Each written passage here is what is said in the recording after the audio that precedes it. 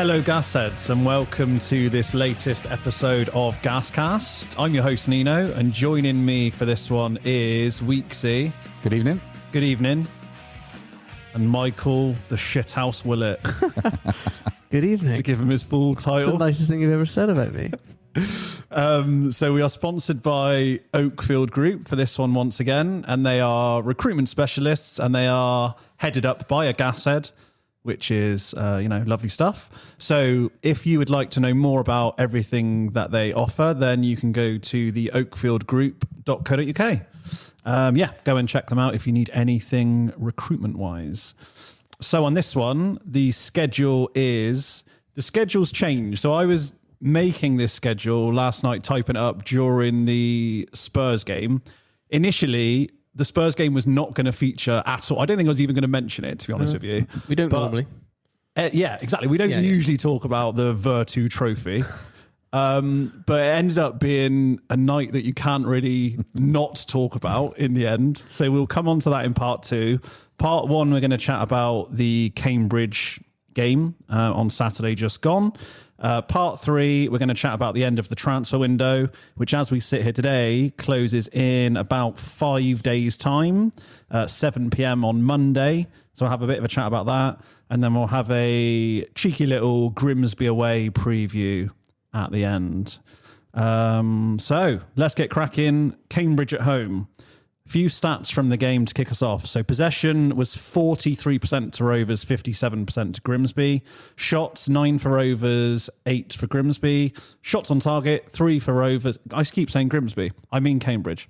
Shots on target, 3 for Rovers, 0 for Cambridge. Big chances, 0 for Rovers, 2 for Cambridge. And the XG was 0.60 for Rovers and 1.18 for Cambridge. But obviously the one that matters is that it was Bristol Rovers 1, Cambridge United 0, which, as we all know, was the first time Rovers had come out on top of that particular stat in 165 days. So, felt like a big game going into it. Mike, I'll come to you first.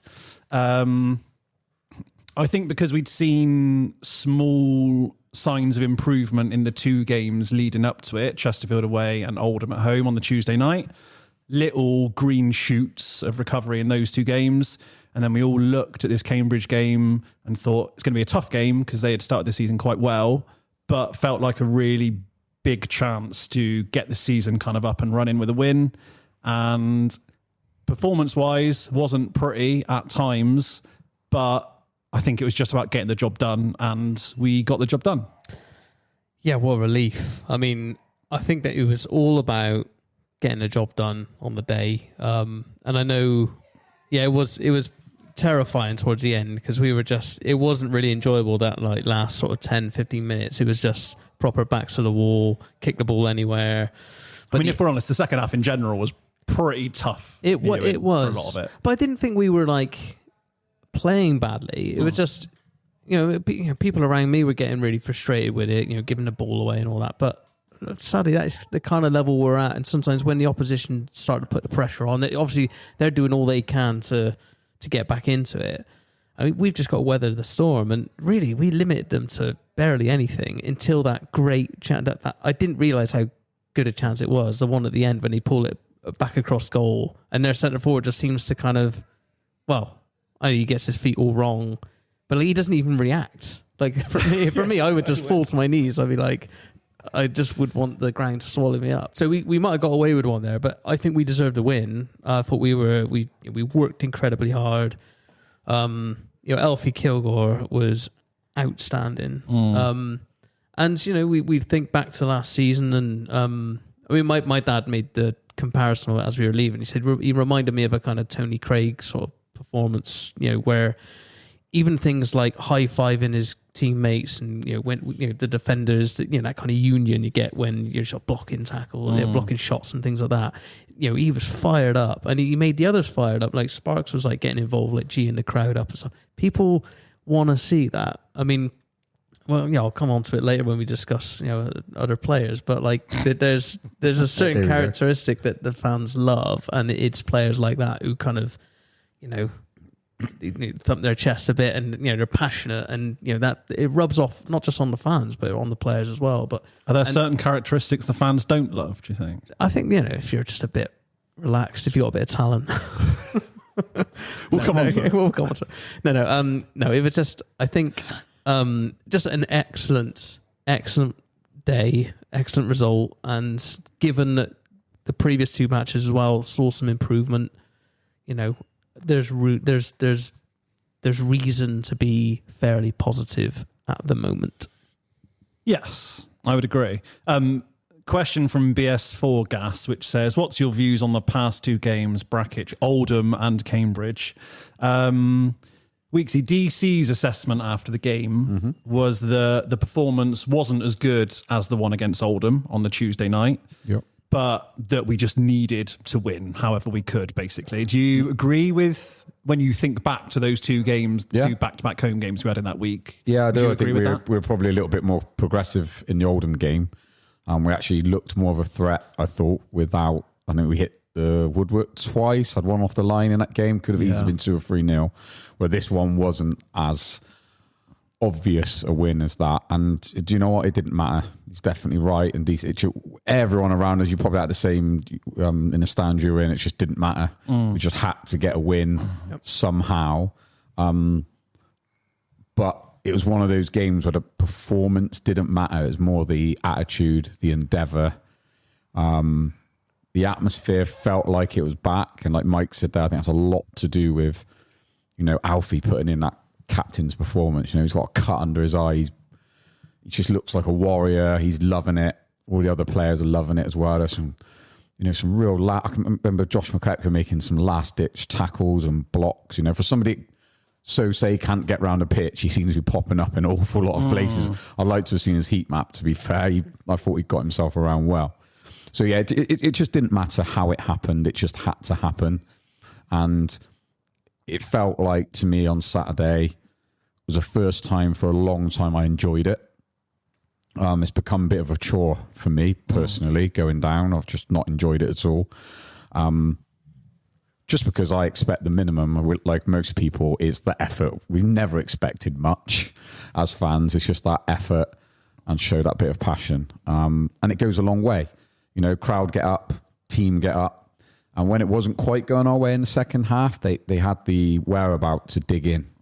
And that's pleasing, because it will get tough this season. League Two's not pretty. So I don't mind that we've got, looking at a lineup there, we've got 2 centre-halves. Really, both from a head it and kick it centre halves. Yeah.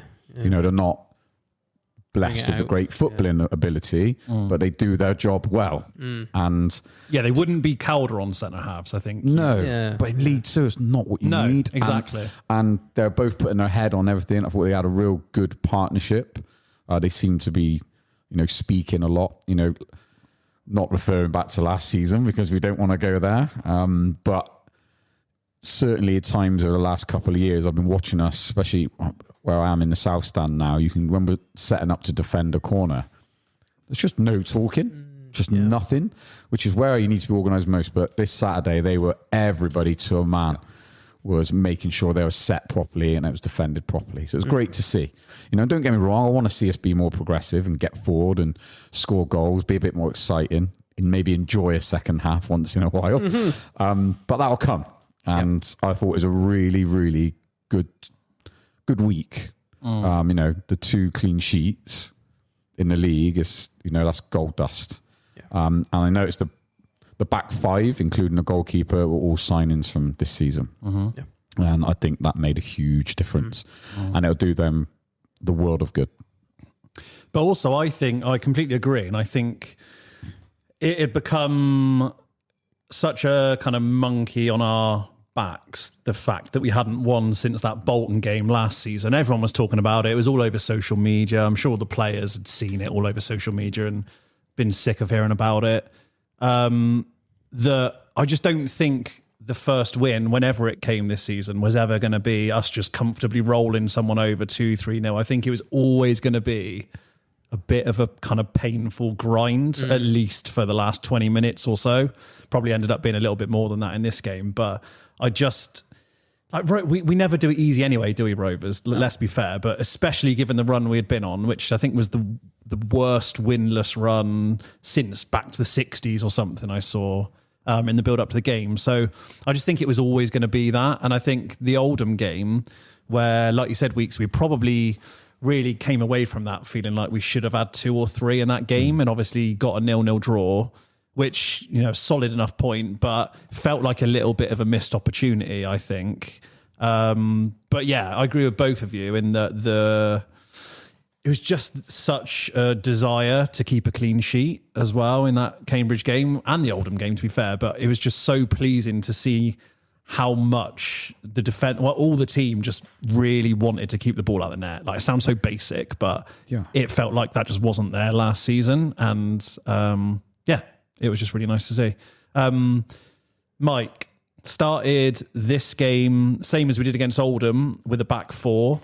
A lot of fans been crying out for DC to switch to a back 4. The first 3 games we started with a back 3 and then went to a back 4 at half time, I think. Performance then seemed to improve each time he did it. So will you publicly on the podcast admit that you were... You were wrong that the back 3 was not the issue all along. Well, I as you were saying that, I was like, did I ever publicly say it? Oh, I must have done. Or maybe you just put it in GasCast. Yeah, maybe I did, yeah. Well, no, I always felt that perhaps too much was made of this formation switch, and actually where we saw improvements was generally when we'd fallen behind. DC's given them a bit of a rocket at half time. Yes, we changed formation, but actually the attitude had changed. We suddenly the players are tearing around the pitch, and they're having to respond to being behind. So you see us on the front foot. Suddenly, like Conte and Hutchinson, players like that, suddenly they got more time and they're looking better because they're spraying the pass, ball around the pitch. But to be honest, the evidence is stacking up.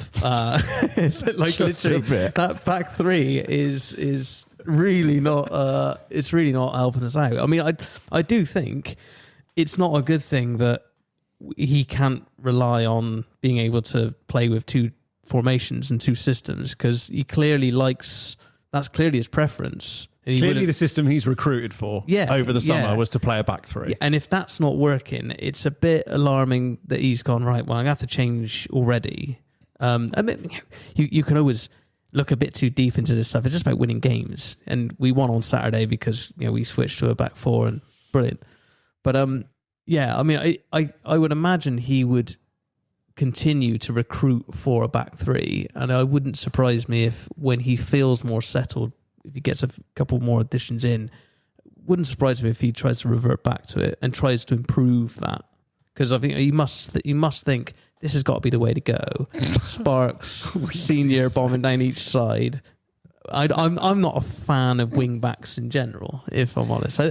People are screaming at you right now. When is the last good wing back we've had? There's a question for both of you. But to be honest, I think I don't remember us successfully playing with a back 3. No, true. Since was it the Holloway, a bit before my time, but the Holloway days we played with a back 3, and that was quite exciting. Yeah, but Thompson, I can't say I remember that. But over the years, a lot of managers have tried it. Like Darryl tried it in his first spell. Joey Barton tried it at times. I think Coughlin tried it, but I've never really consistently seen us be good with a back 3 ever. Yeah. Really. But it's not saying it can't work. Like loads of clubs use a back 3 it's not. Do other clubs does anybody do it? I think there's got to be loads of examples of it working. I think quite a lot of clubs, to be fair, do use a back 3. So, a lot of people are saying Rovers have never been good with a back 3, therefore it will never work. I don't think that's true, personally, but I just don't think... I think having the option to do it, like you said, Mike, there's nothing wrong with having the option to change it up. We might need to match another team, for example. Might be one reason why you do it. But I just think sometimes with a back 3, and I've been highly critical of it, just because I've played it in where I've played football, and it's just, I was the one that used to be stuck left wing backs. That's why I hated it. But I just think you're in a kind of, when you have wing backs, you have 2 players that are neither here or there. And that's always my argument with it. I think you see Manchester United play with it, and you naturally then have 5 defenders on a pitch. And if you don't keep the ball very well, you end up getting pinned back. What I think more so than the actual shape itself getting bogged down in that too much, is I do think we look better with a 4, but looking at the team against Cambridge, looked like all 11 players to me were playing in their preferred positions, which I think is important not to overlook. Yeah. How often have we seen players slightly playing out of position? You know, we had a left back playing at left back, we had a right back playing at right back, 2 proper centre halves, 2 holding midfielders with Hutchinson could kind of go where he wanted by the looks of it. We had Thomas who wants to play out on the right, Promise who looks better out wide, and we had a striker going through the middle. Yeah. Yeah. So that makes it really simple, and that makes all your players really comfortable. So I think that's why we've seen an improvement. But I can see why Darryl has played a back 3 in defence, because Taylor Moore is one of those players that isn't a right back, and I don't think he's a centre back in a 2.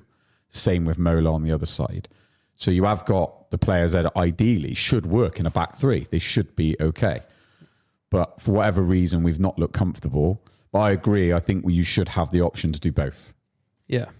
Just when you might be chasing a game, or might be, we made the changes against Cambridge, went to a back 5 probably last 20 minutes. I thought, well, that's a little bit early. But it kind of worked for that kind of scenario. We needed to, it was quite clearly we needed to sit in. We weren't getting out again. So I prefer we started with a 4, but have that option. There's no harm. I think he's probably quite thankful that he can switch to a different formation and we look better and more comfortable in it. I do agree. Like, I think the players look more comfortable with it. But I think confidence as well is another massive thing.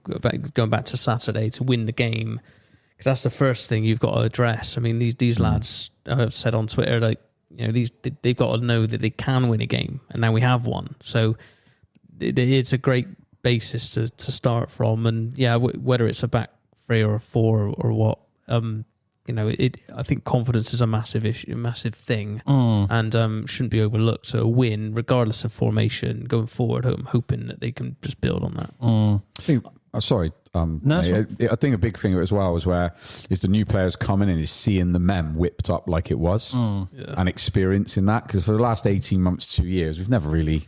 It doesn't seem like there's been a day like that as such, where I think that goes a long way to confidence as well. You know what? Actually, interestingly, I know we're going back a few games now, but in the Cup when we played Cambridge, I know it's dreadful and the players got some stick after that, but there was a brilliant moment in the game where it was like for about 10 minutes. I think again, half-time, switched to a back 4. I think he sticks a few players on. Belongo came on. And he didn't end up having a very good performance, but he put in a couple of really decent challenges, and it got everybody whipped up. Yeah, and it went from being like everyone was on the players' backs, booing them off at half time, to like suddenly everyone's whipped up, getting behind them, come on, get stuck in, and then we went and lost 2-0 right off. And then they got a load of stick. But I was sat there thinking, it is that easy. It is that easy to switch the fans around. You can do it. Players have got to realise that it all is not lost here. Football fans will turn. You just got to show it. You got to deliver. Yeah, and I thought to be fair, I think what was brilliant about Saturday as well is that almost as the performance not got worse, but got sort of less exciting from a fan's point of view to watch. Like, we weren't attacking, we weren't on the front foot, we were sitting back, defending a lot. But actually, the atmosphere almost improved as the game went along, because we were digging in and it was backs against the wall, almost like us against the world type thing for the last 20 minutes. I thought the atmosphere for the last 10, 15, I mean, that was 10 minutes added on, but it was just non-stop singing throughout the 10 minutes added on. Yeah. And usually that relationship between what's happening on the pitch and what's happening in the stands is like exciting football on the pitch, crosses, whipping balls into the box, you get singing, not, we're just penned in here, heading crosses out of the box, and the fans were so up. It was. Yeah. And then, like, there's a couple of really great moments. I thought Promise was outstanding. He's a different player out wide. It's almost like the pressure's off him a little bit. Like, it's almost like they've said, look, we brought you in to be the goal scorer, but you're now going to focus your time, bringing other qualities to the game. And he's so strong, he's so good at holding the ball up, and actually being out wide, he was able to do that so well. And a couple of times where he was like busting the gut to close down clearances and stuff. And at the end, with the red card. That was all him, like getting to the ball first. And the reaction of the bench and the players like getting up and patting him on the back and stuff. There was a bit of togetherness there, wasn't there? Exactly. We didn't see that last year. No. And it's just, this is the DC effect. You just got to hope that now starts to build into regular improvements in results. One of the main, I was going to come on to chat about Promise later on, but we can have a little bit of a chat about him now. One of the main benefits, I think, of switching to the back four like we have is that you can play Promise out wide in a front three. So he played right wing against Oldham, played on the left against Cambridge. I think probably DC put him on the left against Cambridge mainly because Gibbons was their right back and he wanted that kind of height mismatch in our favour with Promise up against Gibbons, who's like 5'7" or whatever he is. Yeah, I think Promise, he looks like a completely different player to me, playing out wide. Like, I know that's what he was when we signed him, and then we stuck a number 9 on his back and have desperately tried to mould him into this big centre forward who can lead the line. And he's never really, if we're honest, never looked comfortable doing that. Like, he's had the odd game or the odd 20 minutes here and there where he's given it a good go. But I think Oldham and Cambridge, for me, is probably the two best games we've seen from Promise by a mile in a Rovers shirt. I think you have to think that the guy's been injured a lot as well, so he's not quite got going. It was pleasing to see him do 90 minutes as well, wasn't it? Or 100 minutes in the end. Yeah, did he do like 2 90 minutes in a row? Or 2 full games in a row? I can't remember if he played the full game against Oldham or not. He played a lot of it, at least. No, so I could be wrong. The other thing you got to think of, we're Promise playing out wide, there is that natural mismatch that he's up against a fullback rather than a League Two centre half that's just going to smash him to pieces. So I think that's something kind of, as my lad actually said that. He said, the thing is, Dad, he's up against like Gibbons or like Bennett. Yeah. And that's right. So he can then put his dominance on them, and have his effect on the game that way. And like you said, probably the worst thing that happened to him was getting the number 9 shirt. Yeah. Because I think that just kind of gravitates him to trying to be a striker. But I'm excited to see what he can do. I just hope for his sake he stays fit. I think that's the key. But he still kind of walks around like he's injured all the time. Oh, he looks fucked. 5 minutes in, he looks done. I think I messaged on the chat. I was like, by the way, Promise is knackered. He's done. Like 20 minutes in, I think he's injured because he was stretching his hamstrings. But God, he was out on his feet, wasn't he? Yeah, he was absolutely knackered at the end. And again, that's what people want to see. And it annoys me that, like, that's the one side of it. I'm like, come on, you can't be injured. Surely you're not injured. But there was one moment in the second half, I don't know if you guys remember it, where I think their right back had it, was probably Gibbons actually, had the ball deep in their half, and Promise, literally, it's probably the first time I've seen him really go into 5th gear and just absolutely pelted it. I said the same, and slid in and got a block on it, I think, and the whole crowd roared about it. And it made me think, like, he's big, he's strong, he's always shown a little bit of pace, but in that one moment, it was almost like he put bit of confidence in his hamstrings. Exactly. Confidence in his body, and he just went for it. And I was like, wow, fuck me, I've not seen that before. And then he followed it up with that moment at the end where he's like, it's a 50-50 and he got there first. And it was almost like, like he's actually realising he can put his body on the line. That's a great come point. Out with, and again, it comes back to that confidence thing. It's like, I can do it. Brilliant. But I just think, especially with the two, said about the two centre halves are playing, Kilgour and Lapata, where they're not ball playing centre halves and where we are going a bit more direct this season than we would have done had Calderon been the manager, for example, to have a 6'2", 6'3", big strapping bloke out wide against a smaller fullback that you can hit with a long diagonal. It's a great outball, isn't it? It's an amazing outlet for us. So you don't have to try and pop it into McEachran when he's surrounded by 2 players. You can just look up, see Promise. He's marked by Gibbons, who's half his height. Whack it up to him.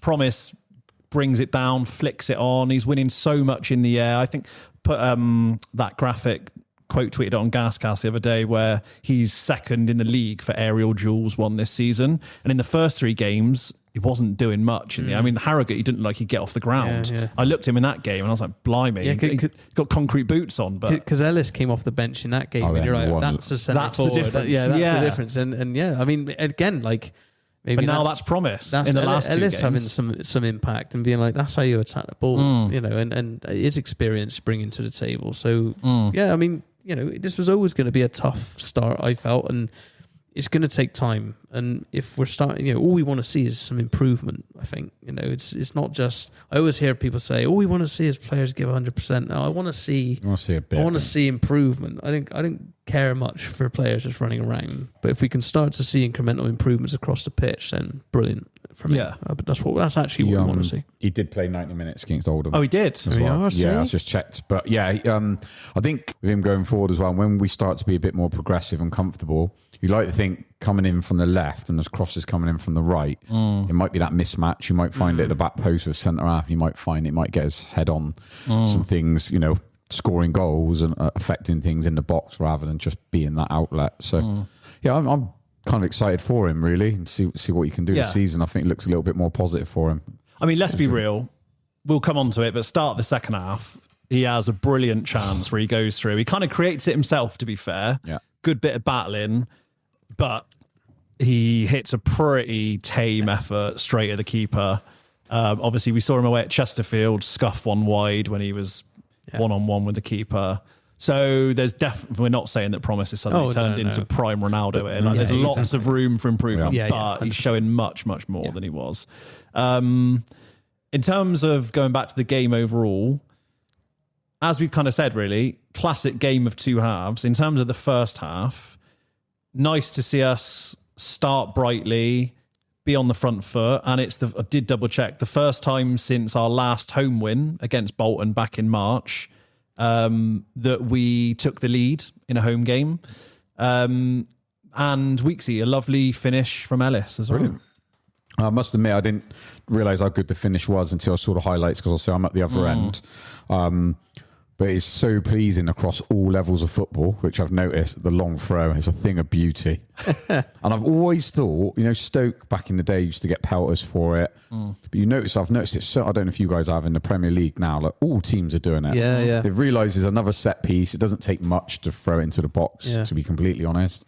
But as long as you've got that movement and something you worked on, I know Alfie in his interview, you know, said, we work hard on those things, which is pleasing. Yeah. And you know, I think Alfie occupied 4 defenders around him. He's still got his head on it, didn't he? Which created the space for Ellis, and that wasn't an easy chance at all. No, not at all. It's instinctive, isn't it? It was a great finish. I think Lee Mansell made me laugh. I went up and did the radio on Saturday evening, and as I came down from the stand, Mance was coming down behind me, and Ellis came walking over from the changing room, and he shouted out, "Ellis, you scuffed that, didn't you?" I won't repeat what Ellis said back to him, to be fair. But yeah, it was a really good finish. And, you know, Ellis has got off to a good start, I think. Yeah. With people being a little bit kind of underwhelmed maybe with his signing. But I think he's doing exactly what we wanted him to do and just bring that bit of experience. And when he does get a chance, I always thought Ellis was actually quite a decent finisher. Yeah. I can't remember him missing loads when we had him. When he had a chance, he tended to give it a good go or at least score. So Yeah.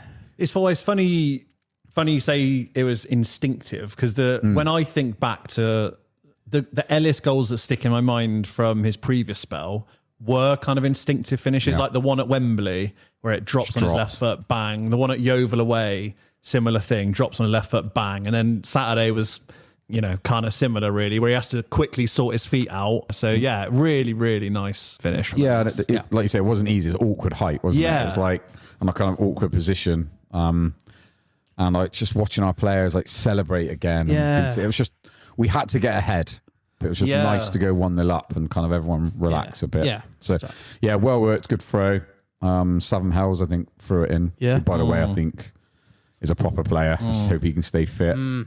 Yeah, it's just well worked, nice goal. Proper League 2 goal, wasn't it? Yeah. Long throw, flick on, goal. Yeah. Love it. Yeah. Does it feel like, obviously early days, only 5 league games in, but feels to me like we look to be a bit more of a threat from set pieces this season compared to, I mean, to be honest, I think for the last 3-4 years, it's always bugged me with Rovers that sometimes we've had some really big players in the team, like Connor Taylor, for example. Yeah. To be honest, I thought for his size was never enough of a threat in the opposition penalty box ever. But already this season, Kilgour's had one headed off the line against Oldham. We've obviously scored this one. I know it's a different type of set piece, but you had the Sparks free kick that hit the crossbar. Just kind of feels to me like it's something that might be a bit more of a string to our bow. Yeah. It's funny because where I stand on the East Terrace, there's a group of like 3 or 4 lads, and they always sing quite quietly, but they always go, "We never score from a corner." Like literally, they every corner, and they were right every time. Yeah, but I think even they're starting to get optimistic that actually from a set piece we look like we know what we're doing. And yeah, like, I mean, Sparks has got a terrific left foot. Oh, his delivery is on point. Really Very good. And not just from set pieces, like he's able to, get to the byline, chip a very good cross in. I've seen that several times now. So that's encouraging. Senior's been good from set pieces, actually, from the corner. So yeah, we'll see. But I mean, and I think Alfie is exactly the type of player that likes to attack the ball. And we didn't really get that last year. And that was always one of my issues with Connor Taylor. It was like, big, strong lad, never really attacked the ball, in their penalty area. So, yeah, that's encouraging. I mean, you only have to look at Arsenal, and other teams are adopting it. Like, you can take these things seriously. They can play a massive part. Just get a few experts in there, and yet, like Southam Hell's long throw, that's another opportunity. Because throw-ins is another thing that's always annoyed me. It's like you're always looking around for players who. Either like not interested in getting the ball or they're not making enough movement. It's so frustrating. Just sling it in the box and see what happens. And, I'm all for it. And at the end of the day, we're not, as we sit here today, not a free-flowing side in open play at the minute, but we have now, in the last 2 games at least, discounting last night, got a defence that looks like it can keep a clean sheet and is well structured, well organised. Like you said, 2 proper centre backs there. So if we can keep it tight at the back, and whilst we are kind of growing into the season and working on in possession stuff and becoming a bit more slick with that side of things, if we can nick goals off set pieces, happy days. Like League 2 and League 1 are built on teams being good at set pieces at the end of the day. So if we can become one of those, then like you said, I'm all for it. So 1-0 half time. Second half, completely different games. The stats from the second half. So Cambridge had 74% possession to our 26%. Wow. I didn't realise it was actually I didn't either. That drastic, but they had a lot of the ball in the second half. Have we got any theories as to why there was such a stark difference? I know we mentioned things previously, like, it's probably always going to be a little bit like that with the first win in such a while, but that is almost a bit domination from the away team, really. Yeah, I think a lot of it is down to kind of the run we've been on, and it's kind of don't let them back in it, don't lose it. But I think it says a hell of a lot for our defence and probably our defending midfielders. Our goalie's not made a save when they've had 70% possession. Yeah. You can definitely turn it into a positive. So you can say that our structure was obviously good. It was working. We were reasonably comfortable doing that. I kind of don't mind it, really. I actually think Cambridge aren't a bad side. No. The number 2, Bennett, I think it was. He was a good player. Every time I see him play, he's mustard. He'll get picked up, I think. But I just thought they were a half-decent side, so give them some credit, really, that they've come out there and tried to play. But I think it says more for us that they didn't create anything. Yeah, I agree. So I don't think there's anything to worry about, and I think we were just happy to dig in and just get the win anywhere necessary. Yeah, I mean, you look at teams like Nottingham Forest last season, it was rare that in games they ever really dominated possession, whether they were home or away or whatever, but they knew how to be clinical when they had the chances. Something we've not really been for a long time. So, yeah, and I think, again, I do think it comes back to that. We got the lead for the first time forever. The players could feel how important this was. There was obviously a nervous energy around the pitch, around the ground. So it was all about just putting your bodies on the line, getting through it. And, you had to almost abandon any real attacking threat. The attacking players on the pitch didn't get much of a look in as the game went on, but it wasn't about them really on Saturday. It was about staying strong defensively. Again, something we've not seen for a while. There's no way if last season's team plays a side and the other team have 75% of the ball, there's absolutely not a chance we keep a clean sheet last season. We get beat 3-1. Yeah, and wasn't there like a stat? I mean, it may not have ended up this way, but there was a stat at one point last season where we'd conceded like a third of our goals from set pieces as well. Yeah. So like being stronger in that area alone would have probably kept us up last year. But so just being really disciplined and strong in those areas, just being stronger defensively. There ain't many successful teams that have got a bad defense. So, you can't just rely on your strikers, your attacking players to pull you out of the bag all the time. So, yeah, encouraging at least. And I personally think, as I said earlier, although it would have been lovely to roll Cambridge over 2-3-0, score a few goals, that would have given us confidence in one way, obviously, and given fans and players confidence that we can stick a few past someone. But I think that from the players' point of view, at least, especially the ones that were here last season in what was a feeble side that just rolled over as soon as any slight pressure was put on them, they crumbled.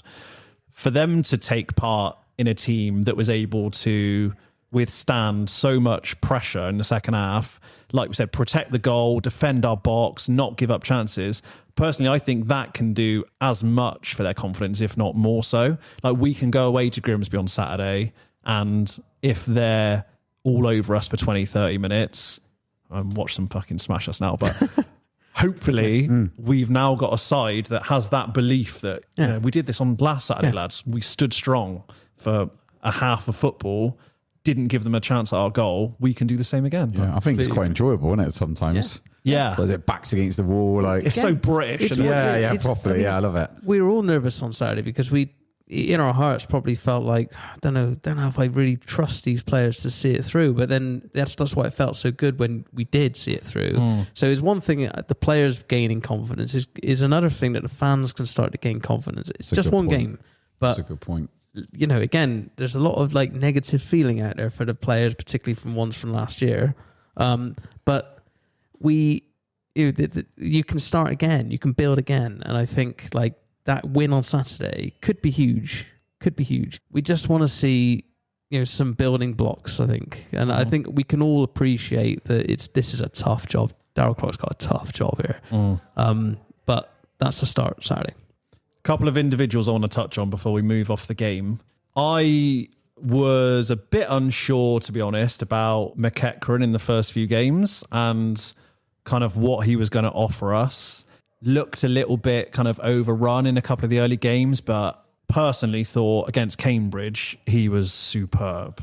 Yeah, he's good. He showed his class, didn't he? I thought. I'm reading comments from Oxford fans that they said that I saw one that you just won't see him give the ball away. And that can be really important. You need to retain possession, and we need that player for a little while that can just tick over in centre midfield and kind of let everyone else go about their business. I think he's been really impressive. I've liked his interviews as well. It seems like he really wants to be here as well, and I don't know what I was expecting, but I don't think I would get that feeling from him, but I do, and I think he seems to be reveling in being here and almost being kind of that main man in midfield, which he hasn't had for a couple of years. I'm playing 20 games or so for Oxford, but he's just talented. There was a few times he just got us out where he hit a big diagonal over to kind of like Sam Hells or Luke Thomas, and it just spread the play and just settled everything down. And we've not had anyone to do that for a little while, so. But it was the ugly side of it that impressed it for me. He made a couple of blocks and challenges that I thought, what, you're invested in this. You're not only interested when you got the ball at your feet and pinging it about. You're willing to get stuck in. So, I hope that carries on. I think he'd be one of those players when we become more confident and we have more of the ball and we become more attacking. I think we'll see the best of him then when we're controlling games for large periods. I think anyone we play against in this league, every team, I think, will have a spell in a game. I think it'd be very rare that we dominate all game. So, I think he could be the difference. He could be that guy that unlocks things that we haven't had for a while. So, really impressive. Impressive. Darryl Clark mentioned after the game on Saturday that he said, like, we've got a lot of players that didn't play a lot of football last season. And he kind of he went through a few names. He actually didn't mention McEachran, but he is one that hasn't played much. In fact, some of the signings we've made are either coming back from injury. Southland Hell's another one.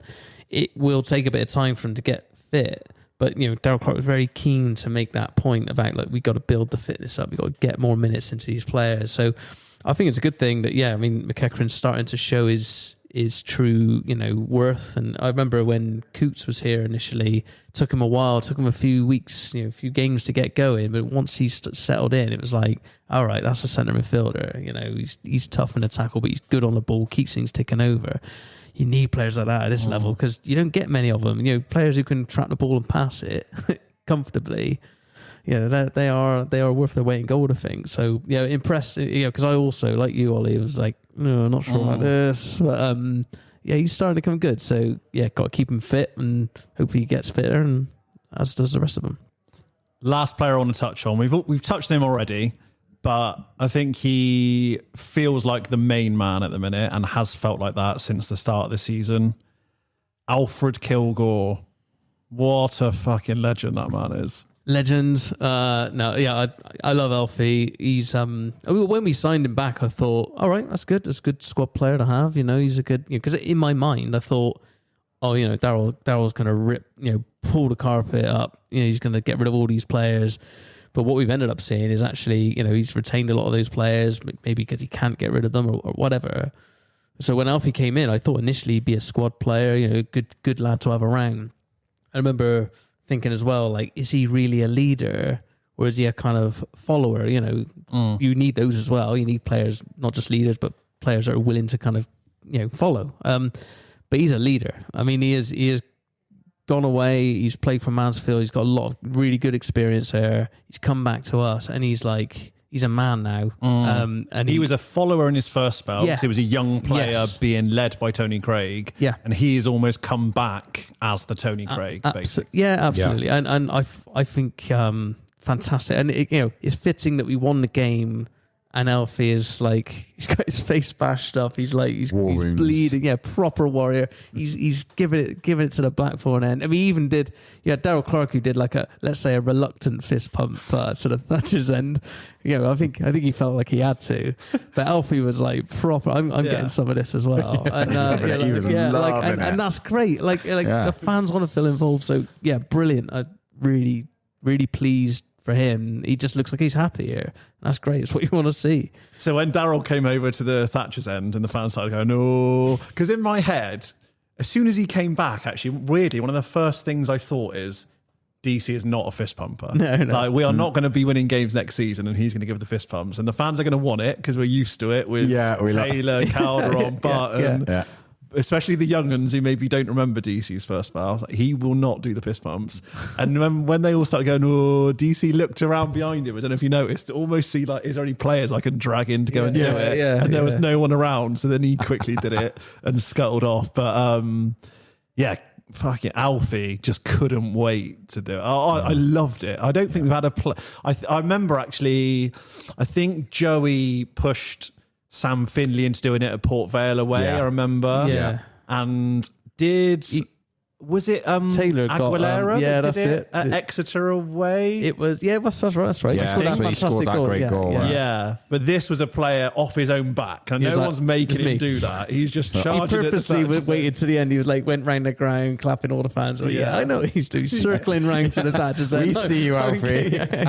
Yeah, but more of that, please, mate. But Weeksy, not only Saturday, but in general since the start of the season, even in the first few games where we were looking pretty poor, I just think Kilgour's been fantastic. He set his stall out from the start, didn't he? That big tackle, unnecessary tackle on the halfway line. Oh, yeah.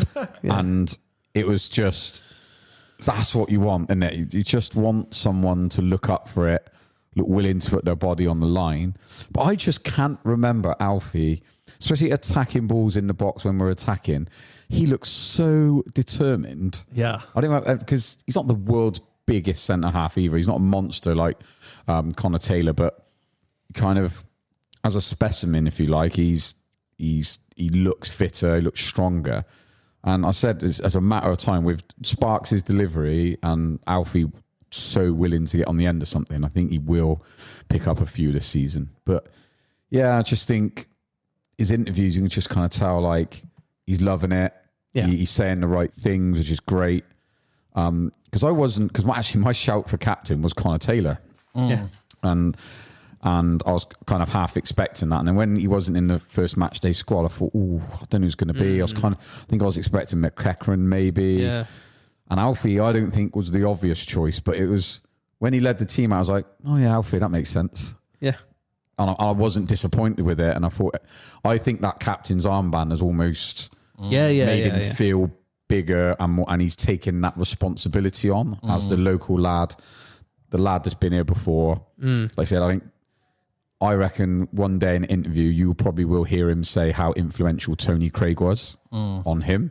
Because when he's come through as young lad, Tony, he's almost come stand next to me and watch me hit people. Yeah. And it's like how he's doing it now. And it's great to see. And again, it just fits in with kind of where we are as a club.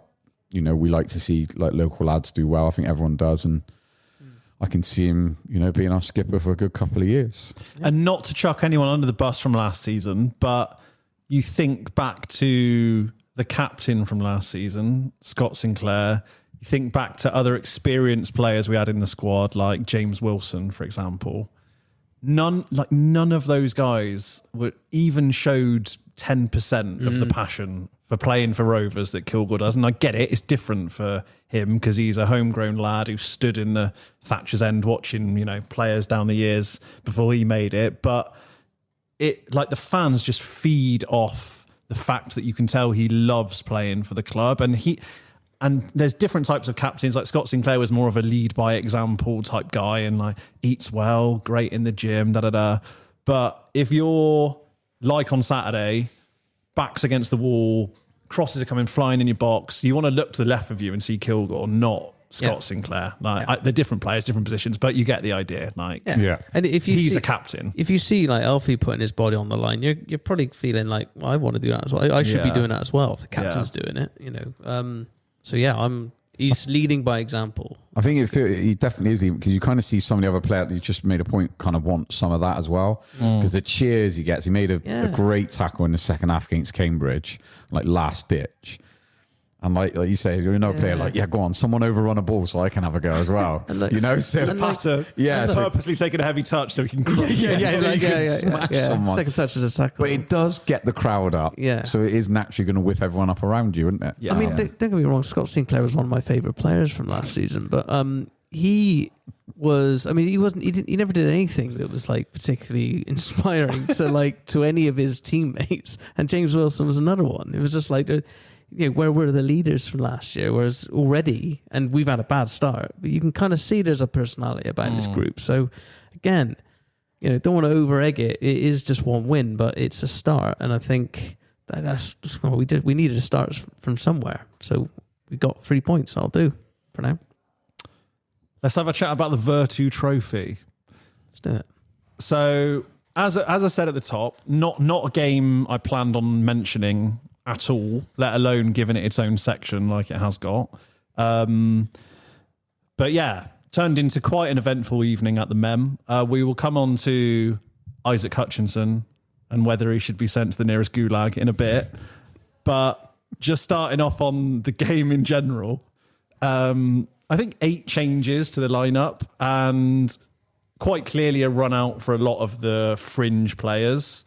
So Mike, despite what ended up being a positive outcome at the end of the game, do you think we kind of saw the reason as to why a lot of these guys are fringe players or have quickly become fringe players? Yeah, I mean, it was a very interesting game. I don't care for the competition at all. Like, I've purposely not watched any game in person anyway, not bought any tickets or anything like that. Dead against the idea of under 21s, and hence why we don't ever really talk about it on this pod. Yeah, we're just typically we're not really for it. But it was on Sky Plus. I thought I'll watch it.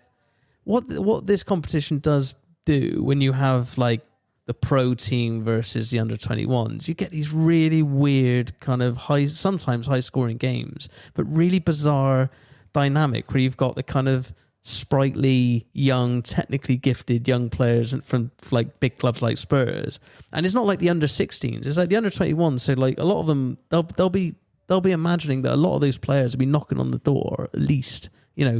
Maybe first team, but they might be moved on, but they'll be highly regarded.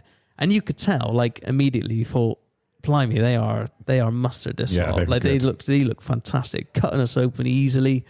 But then as the game wore on, and we again switched to a back four, Conte comes on and all that, and it suddenly we get a bit of a foothold, and then we start chipping away at their confidence, and their physicality comes into it, and they don't really have that because they're only kids. So actually, then eventually the game starts to turn and work in our favour, and I find it quite a fascinating game. I didn't really feel anything at 3-0 down. I thought, well, one thing you don't want is after Saturday to suddenly feel like even the fringe players to start feeling like they've got no confidence now. Yeah, that, you don't want it to suddenly go the other way. What I feared it turning into, I don't know if you remember, I think it was last season or the season before, but we played Swindon away in this trophy. Oh, yeah. Under Matt Taylor. And I think we got beat like 4-1. I think it's 4-0. 4-0.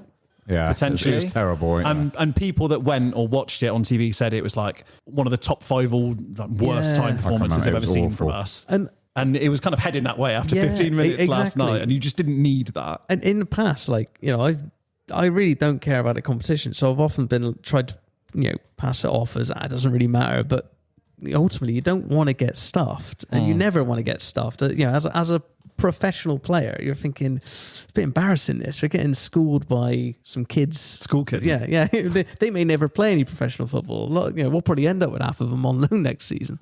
But I just think in the end it was obviously a real positive in the end for us, and I think the real standout was Cavan coming off the bench. Two excellent bits of football, really. From poor defending, poor goalkeeper maybe, but he needed a couple of goals, didn't he? And I thought he looked really sharp, and he has done in games. I think I think we could all appreciate. You look at him and go, "There's a player there for sure." So really important that he gets off the mark, and I thought a couple of others played all right as well. But defensively, bit shoddy, and a bit of a shame that Ellison came off. If I'm honest, I wouldn't have mind seeing maybe one or two of the others, like maybe Moore or something, because I think with Moore, we kind of know what we're going to get with Moore, whereas we don't really with Ellison. So it would have been good to have. Yeah, but he did make the point, didn't he, Daryl, a few weeks ago when he was questioned about Ellison, like, have you considered giving him a start? And he's like, not sure he's quite ready yet. And maybe this was his point, like, hey, look, we're 3-0 down. Off you come, point made kind of thing. I don't know. Bit harsh on the lad, really. But I did look at that back five. I mean, you don't give a shit about the trophy, but I think I put in GasCast, because you said, what channel's it on? And I said, Comedy Central, mate, looking at that back five. It's like Moore, Mola. I felt a bit sorry for Ellison, to be honest, being chucked in with those lot around him. But personally, I'm not too worried about the defending. I mean, the defending was terrible. Don't get me wrong. It was absolute shit. But I think there's reasons for that. I suppose in a game like that, you're probably thinking, I'm determined to make this work. Why not in a game that I don't really care? I remember, famously in my mind, is when Daryl Clark, last time he was with us, I think it was like this setup for the tournament was quite new, and Daryl Clark took the keeper off after like a minute, didn't he, or something? 30 seconds. Mance was talking about it on Saturday. He started Mildenhall, hauled him off after 30 seconds, put Puddy in. That's right. And then Puddy gave away a penalty 3 minutes later, apparently. But so I don't think Clark was too precious about winning the game, really. But he's probably thinking, right, it's probably like a mid-season friendly, really. That he can try some things out, but it's fair to say it probably didn't go to as planned for the first 15 minutes. But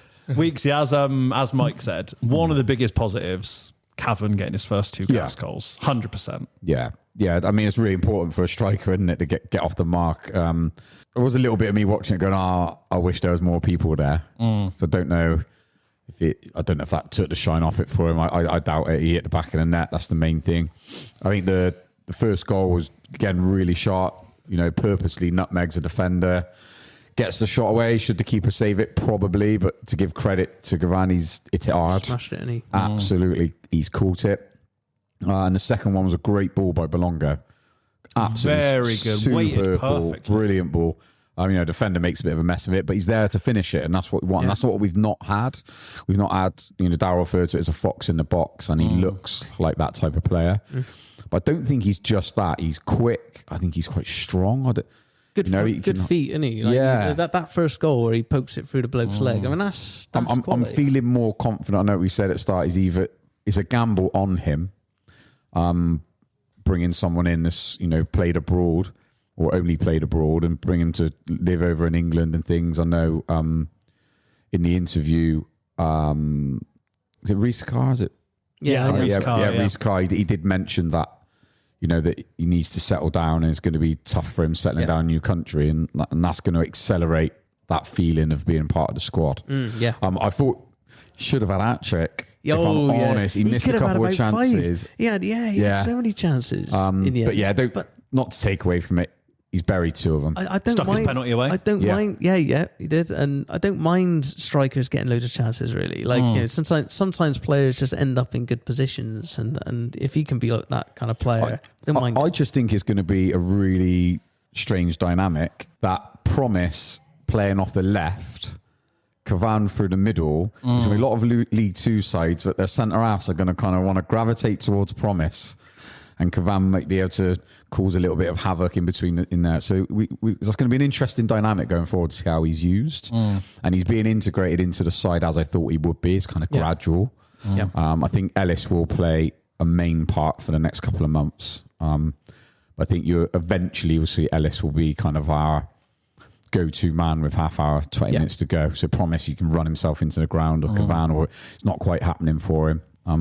I think it's really positive, and I'm more convinced that I think he will get goals in the league as well.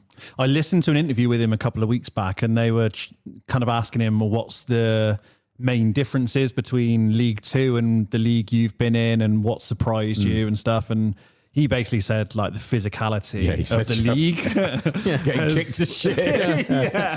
Basically, I've got hairy 6'3" centre halves pulling me all over the shop.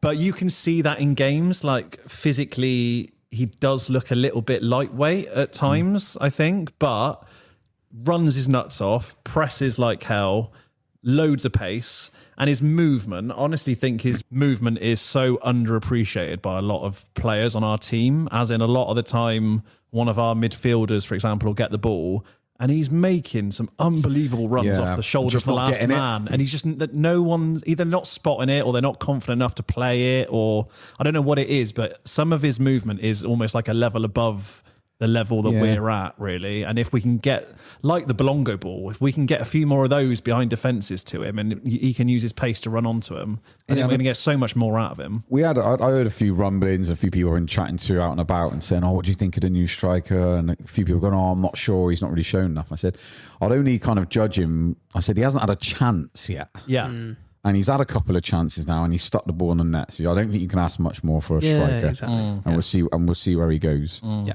And you remember, he's a young kid. Yeah. He's 22. 22, so new country, new experience. Fair play to him for taking the opportunity, I say. Yeah, I agree. Mike, a couple of questions here from Twitter. One from Instagram. The person wants to stay anonymous. And then there's one from Ryan on Instagram as well. So Anonymous says, do we think that after the fight back last night with Cavan getting off the mark and a proper team performance on Saturday against Cambridge, that we're starting to head in the right direction in terms of mentality and togetherness in the squad? And then Ryan says, does last night really tell us where we are as a team? Because surely the lads will just see it as a distraction away from the real stuff, getting points on the board in the league. So I guess two kind of conflicting points of view on how much you can read into a game like last night, I suppose. But I mean, the main positive for me, other than Cavan's individual performance, getting a couple of goals, I think even though it is the game it is, it's against a load of kids from Spurs, whatever, I do think if you go 3-0 down and you then go 4-2 down and you keep fighting, fight your way back, I don't think you can sniff at that, to be honest. I completely agree. I mean, it's just like I said before, I think I didn't care about it, but going 3-0 down, I'm starting to think, this is a concern, because what you don't want is 4, 5, 6, and suddenly you got the squad with their chins on the ground again, and we're getting stuffed, and it's kind of embarrassing. And I'm sure, despite the fact that we did turn it around last night, there will still feel a little like we were kind of scored in parts there and lots to learn. But I think we're probably using it as an opportunity to get players fitter. Again, like Clark was saying about trying to get more minutes into players. You know, I was surprised actually that Cavan didn't start, but I suppose he actually looks fairly fit. Whereas like the likes of Ellis and that probably still need a few games to get up to speed. So, and he scored as well. So again, good things without it being too important either. So yeah, I mean, it can go either way. You don't want to chuck these games away. And again, go back to like last season with Taylor when we got stuffed by Swindon. It was like, well, that was like, I started off not caring, but now I care because we've been stuffed. Yeah. And you're imagining that must have a negative impact on the squad. But last night, like you say, we were down, but they came back, they fought hard, and they got to take something from that. Does last season's squad come back from 3-0 down and then 40? No. I just don't think they do. It doesn't happen. You know, and Spurs were decent. You know, it's easy to just sell their kids. You can't have it both ways. I mean, they were excellent in parts. And yeah, they were maybe a bit, you know, inexperienced, and that's why I think these games are actually quite interesting. You know, I don't like it, but it is quite bizarre. Me, I think for me, it showed that, you know, against Cambridge, we showed the mentality, you know, to quote the question, to dig in when it was a little bit uncomfortable. And then last night, it showed the mentality that actually you are still wearing the Rover shirt, no matter what shitty competition it's in. And they showed the willingness to go back and score a few goals, like kind of the other way.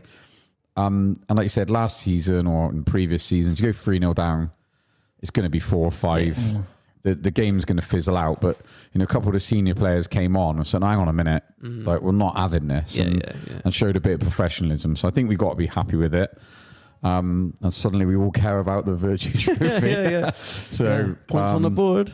But like, I think the biggest thing is it wasn't a downer. After the positive couple of games, there wasn't that downer. You know, Darryl didn't look overly happy walking off the pitch, I don't think. And kind of the sentiment from Reece Carr was, well, not overly happy with what happened in that first 15-20 minutes. So on the flip side, sorry to cut you off.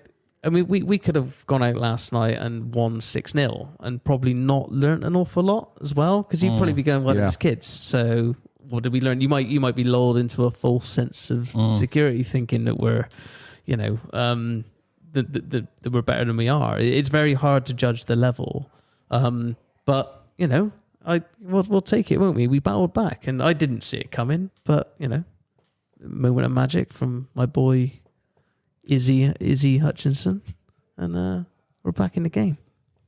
Let's move on to ear cupping gate. Because sandwiched in between Cavan's 2 goals was a lovely free kick, to be fair, from Isaac Hutchinson. That made it 4-3 at the time. Obviously, to celebrate, he then turned to the West stand. And did a little ear cup at the Rovers fans that did attend last night.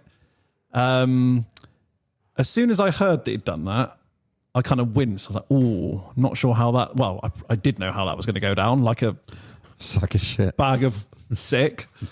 I've not heard anything negative. So. I then made the mistake of going onto Twitter and seeing a tweet from you, quote tweeting the Rovers goal announcement, saying, fans raging, what a club. And then spiraled into quite an interesting night on social media. So would you like me to go to Weeksy first for his take before I give you the chance to reply, or would you like to start off with your opinions on it? No, let's go to Weeksy first, if you don't mind. Yeah, you can explain yourself afterwards, young man. This is the sensible take you're about to hear. And by the way, for those people listening now who don't want to listen to an hour's worth of me defending Hutchinson, I would just switch off now. Well, fair play. No, my thoughts were exactly that. When I saw him do it, I went, oh, fucking hell, what have you done? And in general, I put it out last night, in general, I actually don't mind players giving a bit back. All right, I don't. I think they take so much undue shit. Sometimes they do take crap, which they should take on the chin. You know, but I kind of reflect on it overnight. I woke up this morning, I thought, he's cupped his ear. You know, it's really silly. And it's probably not something... don't know. I don't think it would have been something he would have thought about doing if he had scored a goal. I think he just, born out of maybe a bit of frustration, it's not been going well for him. So that is the reason he shouldn't have done it. But we have to understand why he's done it, all right? And what I want as a Rovers fan is I want Isaac Hutchinson to feel comfortable and play football as Isaac Hutchinson did at Walsall in League Two. Because if we have that player on our hands, then we suddenly put ourselves in a strong position. I actually think it's that type of player we're missing. I think if I could have someone in the squad, it would be Isaac Hutchinson from Walsall, and we would have been buzzing if we signed him this summer. He's got off to a bad start, but the only problem he has is that he completely contradicted what he was trying to say, and which was kind of sticking together. At the end of the day, if it carries on like this, he's just going to go back and forth. People are going to slag him off. He's cupped his ear. There's bigger problems in the world. Let's be fair. Don't get me wrong. I do understand why it's pissed people off, because my first initial reaction was like, Isaac, what are you doing? You know, the context of it, you're playing against under 21s. There's nobody there. You haven't done it for us yet, although it was a lovely free kick, and we know he's got it in the locker. So I think it's a bit of both. I think he's frustrated because he's not playing as he wants to, and I think fans are frustrated because he's not showing what he's capable of. And there's a little bit of a tennis match going on of everyone pissing each other off. For what it's worth, I thought his initial interview where he said we need to forget about last season, again, I think it was taken a little bit out of context.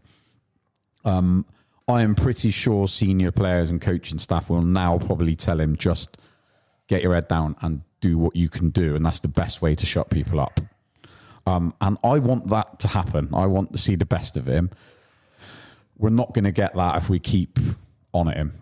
At the same time, he needs the coaching staff and that to say, Isaac, rein it in. So I think it's a bit of both. I think it's one of those, and I got splinters in my arse here and I'm sat on the fence, and I understand that.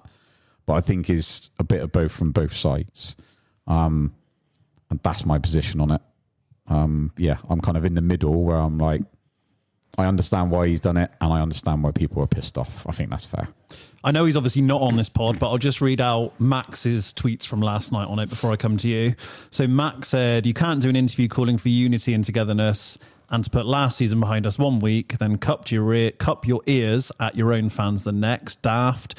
Just wish he'd get his head down, ignore the noise, and stop trying to take the fan base on so much. I guess kind of what Weeksy was saying there in a way. He's a good player. In parts. Yeah, there's a definitely good talent footballer. there. Yeah. Definitely talent there. The floor is yours. Isaac Hutchinson is the greatest Bristol Rovers player that's ever existed. No. Actually, that was, I thought, very well put, actually, Weeksy. And also from Max. I kind of disagree a little bit with Max. But I mean, my take on it, I mean, one point I made last night, I said I feel he's being scapegoated a little bit. Now, a few people took issue with that because, you know, and maybe fair point, because other players have got it. You know, Mola's got a bunch of stick, Moore gets a stick. You know, it's not just Hutchinson. And I do appreciate as well, actually, he's probably getting the abuse, because that's what it is really online. And on the terraces and stuff, it is abuse. It's probably as a result of that interview. Now, for me, that interview, I thought he was spot on, pretty much. And he said it with a bit of like he was pissed off. He was a bit pissed off with the question. I thought he kind of almost misunderstood the question. The question was sort of aimed at like, oh, you know, that the fans really like it if the players show a bunch of effort. You know, are you and the lads kind of? I can't remember exactly how it was phrased. But it was kind of a soft question. It wasn't like he was saying you're not showing. Yeah, the interviewer effort. wasn't grilling him. Yeah, he wasn't grilling him. It wasn't a tough one to answer, but it was almost like he felt, I've got an opportunity here to say what I've been burning to say for a while. Because then he went on a bit of a tirade of, you know, people got to get over it. But the message to me, it was more, I'm defending my teammates here. Like we got to forget about last season, which is correct. Yes, we're all disappointed we got relegated. Got to forget it. Because clearly we got no choice but to back these players now. And I felt like the reaction to that. So the reason I sort of disagree slightly with Max is, yeah, he called for unity. Like, yeah, we got to get behind it. And yeah, right, he reacts because he scores last night, puts his hand to his ear. But as a result of that interview where he's calling for unity, the abuse he got as a result of that interview was ridiculous. It was so over the top. And for me, like, he's calling for unity. Immediately, he's getting all this abuse online. His family's getting it as well. I know his dad's maybe tweeted a few things and kind of, riled a few people up the wrong way. People just got to stop being so sensitive on this stuff and stop just, like, gunning for players they don't like. And if we talk about Hutchinson, the player, I think he's a decent player.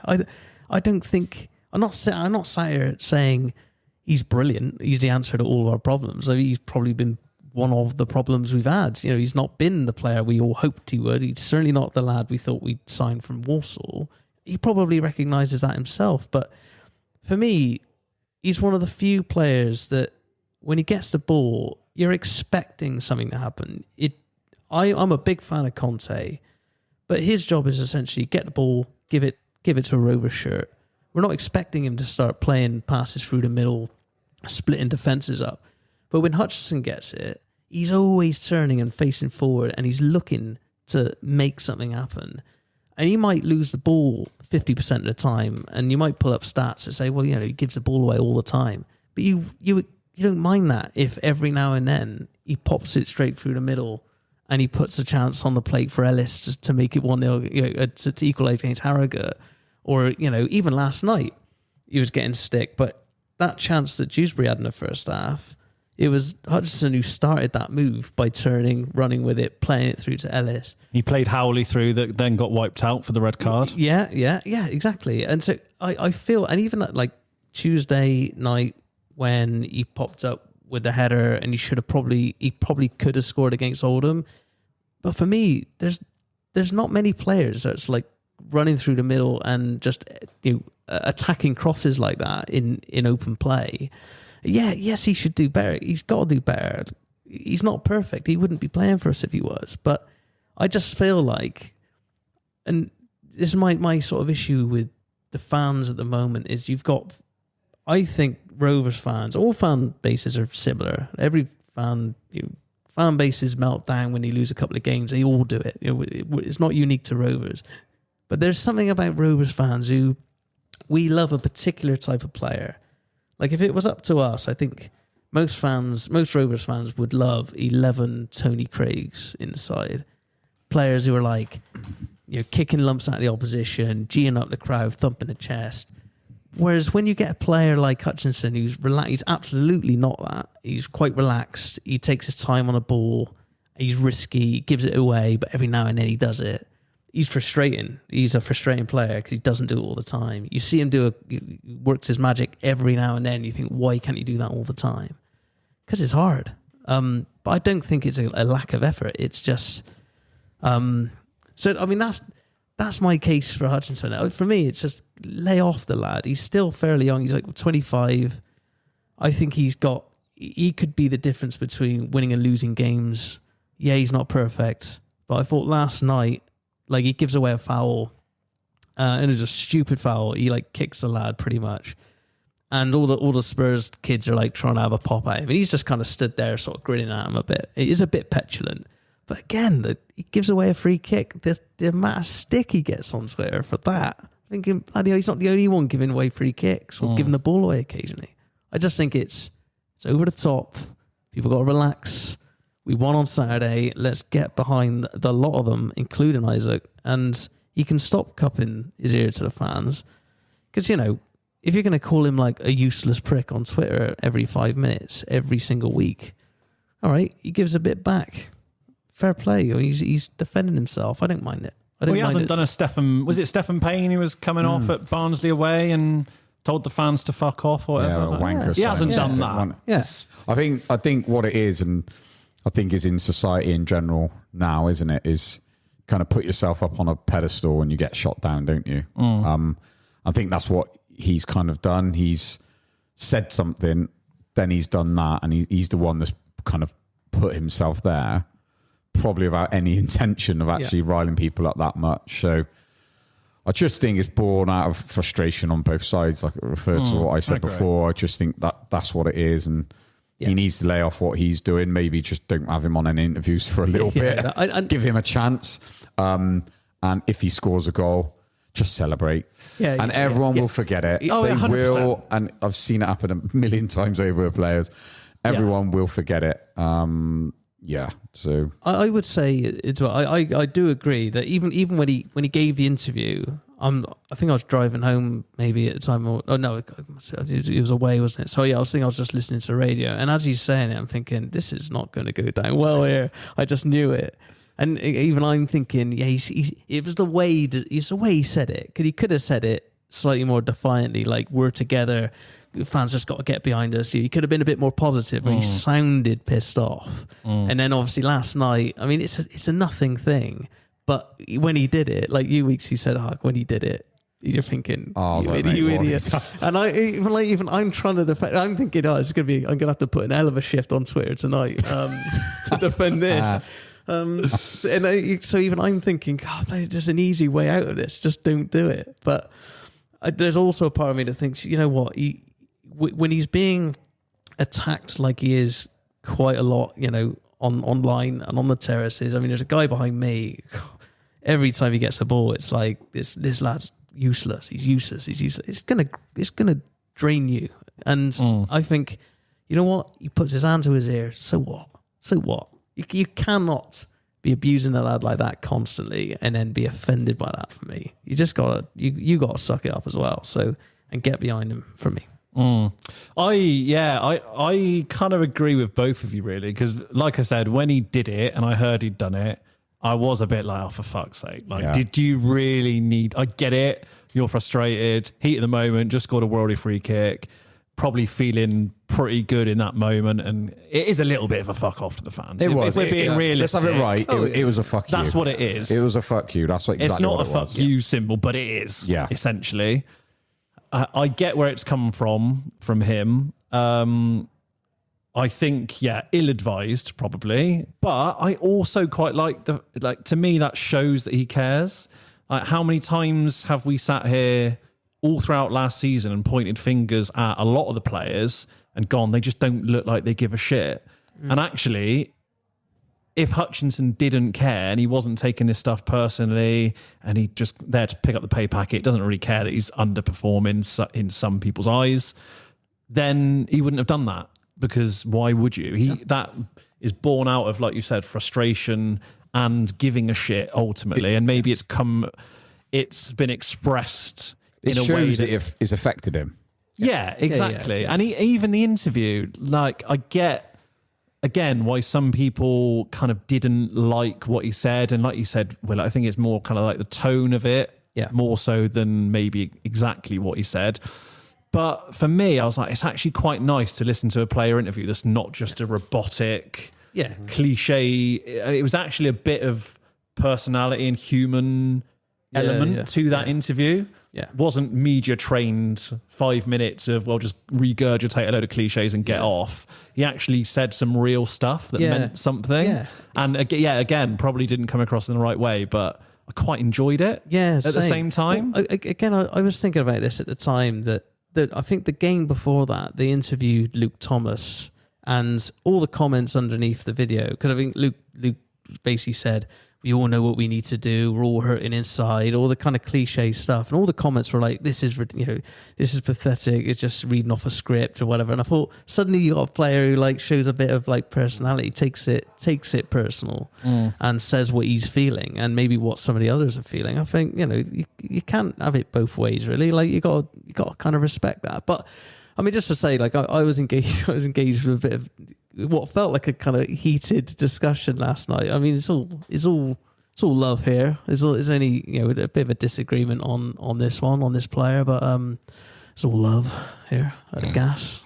But I just think let's get behind him and get over last season. All right, let's get over it and move on, because we won on Saturday and we should just focus on that because we're coming. If we go to Grimsby on Saturday and we win 1-0 and Isaac pops one in the top corner from 25 yards, I mean, no one's talking about last night anymore. Yeah, it's like, I hope he knee slides in front of the own fan. The away fans. It escalates. But yeah, like, I mean, it is one of those things. And he didn't play. He was one of the few players that didn't play well Saturday either. Like I'm not just blinded to the fact that I'm not sat here saying he's great every time he plays. I do think he's quite a key player though. I think we have enough players that are creative, and he's frustrating.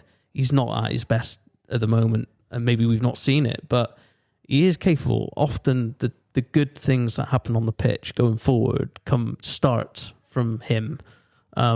And he could have had a few assists and goals already this season if he'd been a bit luckier, perhaps. But let's just move on from here, I'd say. But he has also maybe got to rein it in a bit. Yeah. Also, grind your neck in. What I will say, one of the guys I was chatting to last night, Kevin, he asked the question about when was the last time a player was able to turn his reputation around, which I thought was a good question. Yeah. I think he might have mentioned Lambert. He mentioned Lambert, yeah. There aren't many. I was going to mention Lambert. It's a great question, because I think the point he's trying to make is that you all know the point he's trying to make. We could see the point you're trying to make, Kevin, and it's a very good one. That does Hutchinson turn his reputation around from here? And it's very tough. There hasn't been many. No. I mean, I would actually say maybe Ellis Harrison. Ellis got bombed out by Darryl Clark, and maybe that's the perfect example of a player who came back and became a brilliant player for us. There's doesn't happen often though. I can see where Kevin's absolutely see where he's coming going from. with that. It doesn't happen often. Yeah, and I'm not sat here saying it will succeed, but I hope it does. I'm sure we all hope it does. Yeah, of course. Yeah. All right. Anyway. Lovely stuff. Have we all said everything we wanted to on that? I think so. Mate, do you feel better? I do feel better. Good, mate. It's all love here. We're all friends. We're all gas.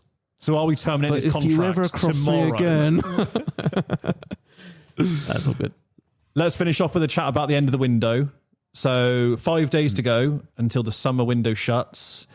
From what Darryl said, expecting probably 2 or 3 incomings, potentially 1 or 2 outgoings.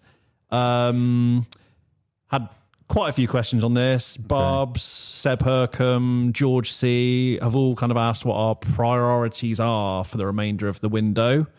Seb wants a centre-back, centre-mid, striker and a winger if he's being greedy. What additions would you like to see before 7 p.m. on Monday? I was to say a replacement for Isaac Hutchinson. No, absolutely not. No, don't take me seriously. Jesus Christ. Do you know what? I don't think we'll get another striker in.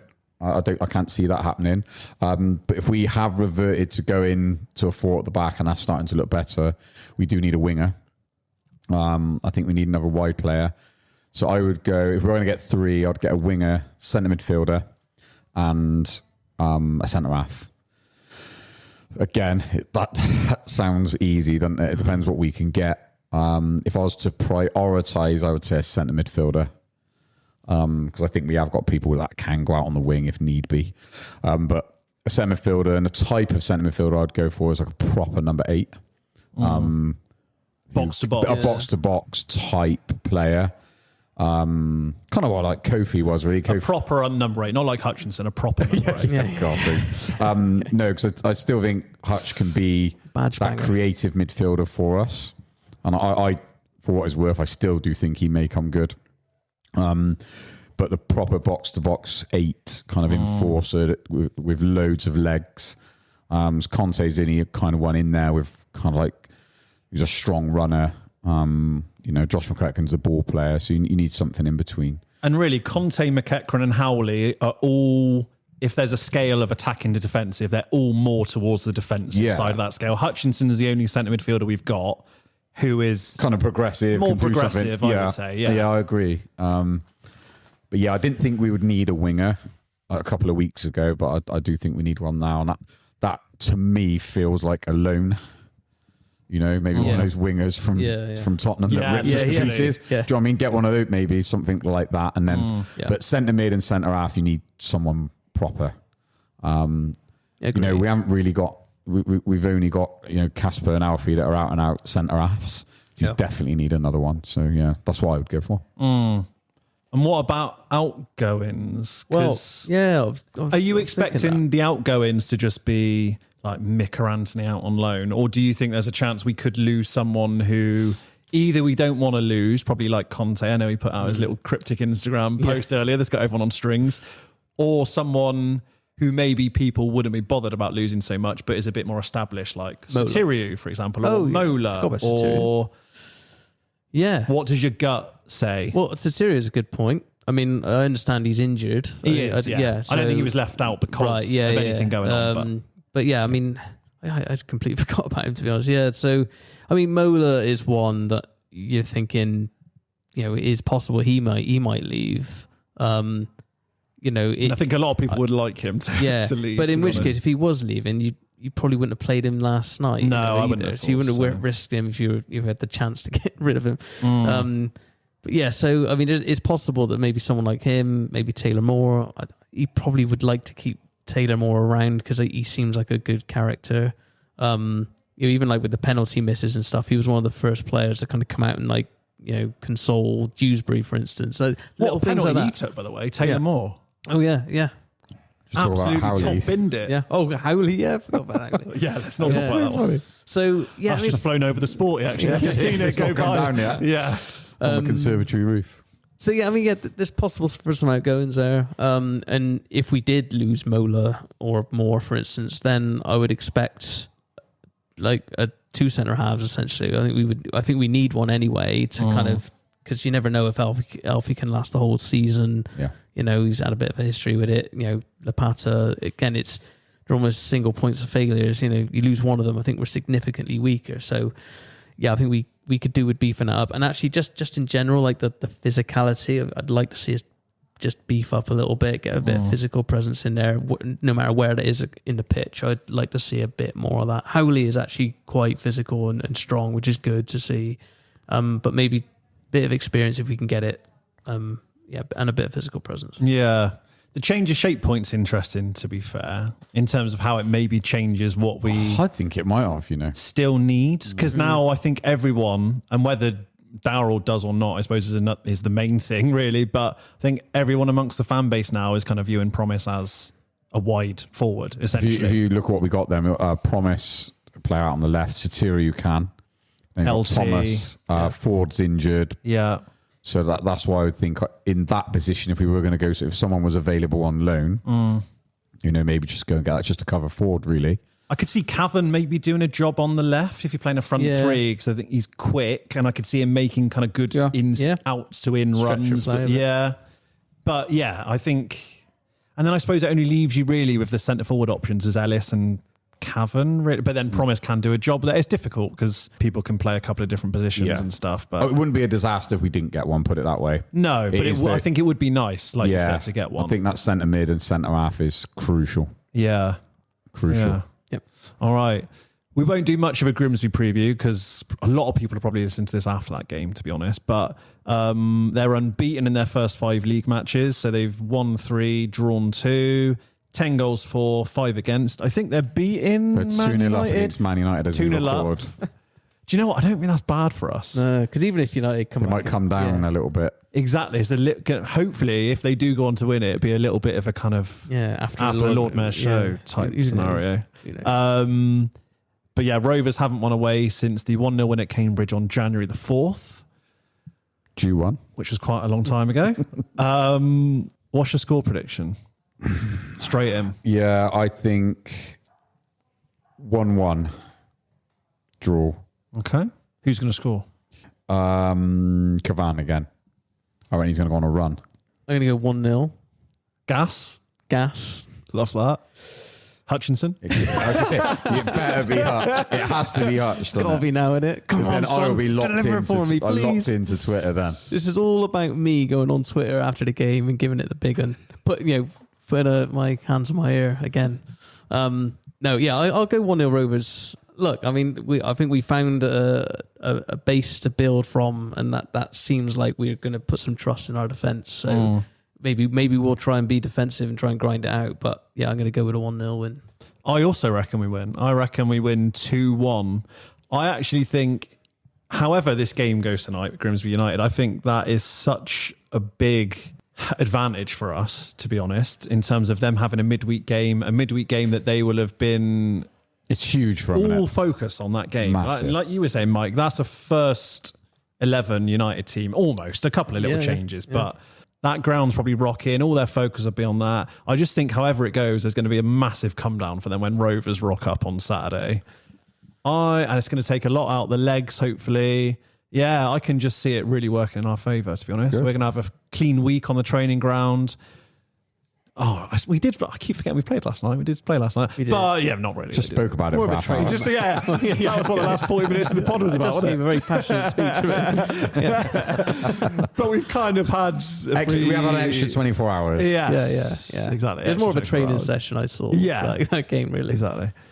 Who's going to be your scorers? My scorers are going to be one for Cavan and one for Sparks direct free kick. Ooh. By the way, you do know Hutch is going to score Saturday. Oh, he will score. I hope he does. I hope he does. He will 100% score. Or it'll be a 4 out of 10. There'll be no in between. Yeah, it's not going to be a 7 out of 10. It's either going to be brilliant or terrible.